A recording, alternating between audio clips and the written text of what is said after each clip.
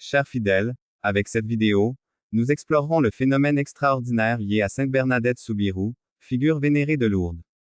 Nous analyserons le mystère de son corps incorrompu, révélant ce que les experts médicaux ont découvert lors de l'exhumation du saint.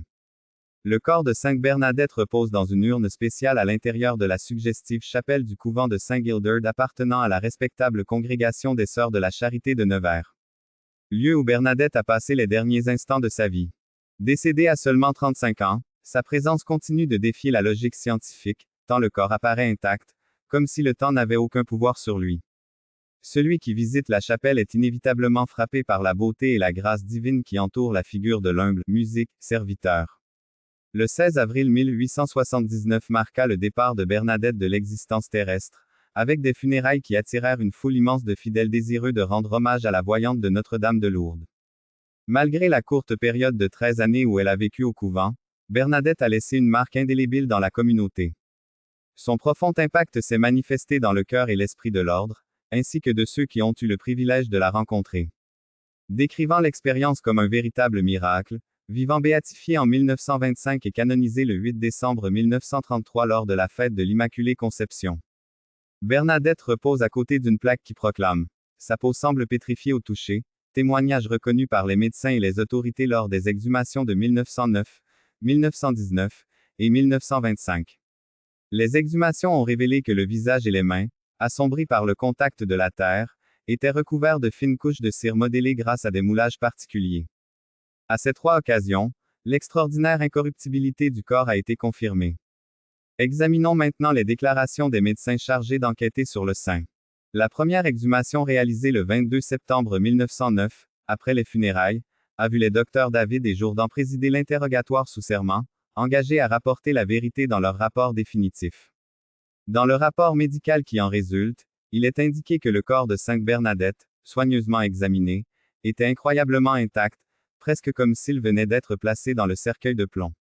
L'absence d'odeur désagréable et le léger mouvement des mains vers la gauche furent les seuls signes détectés, laissant tout le monde étonné face à ce mystère extraordinaire. Les professionnels ont imposé leur signature sur le document médical, légalisant le cercueil. Il a été ouvert en présence de l'évêque de Nevers, du maire de la ville, de ses principaux représentants, de plusieurs personnalités religieuses, ainsi que de nous-mêmes. Aucune odeur n'a été détectée. Le corps portait l'habit de l'ordre de Bernadette, paraissant humide. Seul son visage, ses mains et ses avant-bras étaient exposés. La tête penchait vers la gauche, le visage paraissait pâle et exsangue. La peau adhérait aux muscles et ceux-ci adhéraient aux os. Les orbites étaient cachées par les paupières, tandis que les sourcils reposaient à plat sur la peau, coincés dans les arcades au-dessus des yeux. Les cils de la paupière droite adhéraient à la peau, le nez présentait des signes de dilatation et de contraction, la bouche était légèrement entr'ouverte, laissant entrevoir les dents encore en place. Les mains étaient croisées sur la poitrine maintenant une parfaite conservation, ainsi que les ongles entre ses doigts. Le chapelet rouillé était toujours tenu fermement, tandis que les veines de ses avant-bras dépassaient visiblement, comme les petites mains. Les pieds présentaient également de légères aspérités, les ongles étant encore intacts. Les cheveux coupés très courts collaient au crâne étonnamment. Les oreilles étaient dans un état de parfaite conservation. Le côté gauche du corps émergeait légèrement plus haut et plus en avant que le droit. Le ventre était concave et tendu comme du carton au toucher. Le genou gauche était moins prononcé que le droit, les côtes saillaient comme les muscles des extrémités. Le corps était rigide et pouvait facilement pivoter d'un côté à l'autre. La partie inférieure du cercueil était légèrement noircie, probablement à cause de la grande quantité de carbone trouvée dans le musique cercueil. Le troisième et dernier examen de Bernadette eut lieu en 1925, au cours duquel les reliques de son corps sacré furent prélevées. Après l'opération, le corps était enveloppé de bandages, laissant le visage et les mains libres. Bien que placé dans le cercueil, le corps est resté découvert. Par la suite, un moulage minutieux du visage fut réalisé, permettant aux spécialistes parisiens de créer un masque de cire à partir de cette impression et de quelques photographies authentiques du saint. Cette pratique était habituelle pour les reliques en France, car on craignait que tout changement, tel qu'une couleur foncée du visage et des yeux et un nez enfoncé, puisse créer une impression négative sur le public. Le médecin a consacré de nombreuses pages à la dépouille mortelle de Bernadette, mais ceux qui méritent attention, ce sont les 2 paragraphes où il est écrit « Je voulais explorer le côté gauche de la poitrine pour retirer les côtes comme relique, puis extraire le cœur, qui j'en suis sûr est resté intact. Cependant, Comme la Mère supérieure avait exprimé le désir de conserver le cœur de la Sainte avec tout son corps et que l'évêque avait abandonné l'idée d'ouvrir le côté gauche de la poitrine, j'ai choisi de n'enlever que les deux côtes droites, plus facilement accessibles lors de l'examen. Le médecin a constaté avec surprise l'extraordinaire état de conservation du squelette, des tissus fibreux et des muscles qui conservaient encore leur souplesse et leur solidité. La peau et les liaisons présentaient une perméabilité considérable.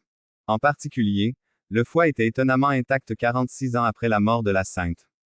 Cela était surprenant, étant donné que le foie, essentiellement mou et sujet à la désintégration, aurait dû se décomposer rapidement.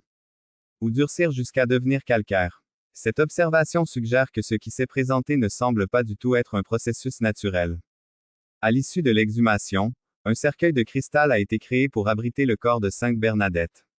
Par la suite, le cercueil fut déposé dans la chapelle de l'église de St. Gileder, à la demande des religieux, où il se trouve encore aujourd'hui depuis le 3 août 1925. Les Sœurs de la Charité exposent le corps de la Sainte, permettant aux visiteurs de réfléchir sur l'exemple de vie et les messages de leur Sainte Sœur, la visionnaire de Lourdes. Dans cette atmosphère intimiste de la chapelle, règne un sentiment de paix et de prière qui invite à la contemplation de la vie et de la spiritualité.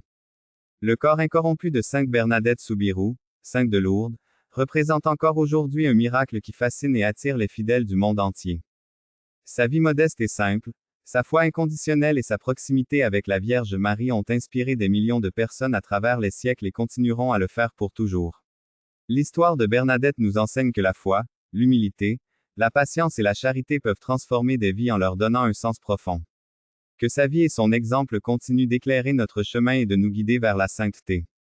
Si vous avez apprécié ce contenu, nous vous invitons à vous abonner à notre chaîne, à aimer la vidéo et à la partager avec le plus grand nombre de personnes possible. Merci de tout mon cœur. À bientôt.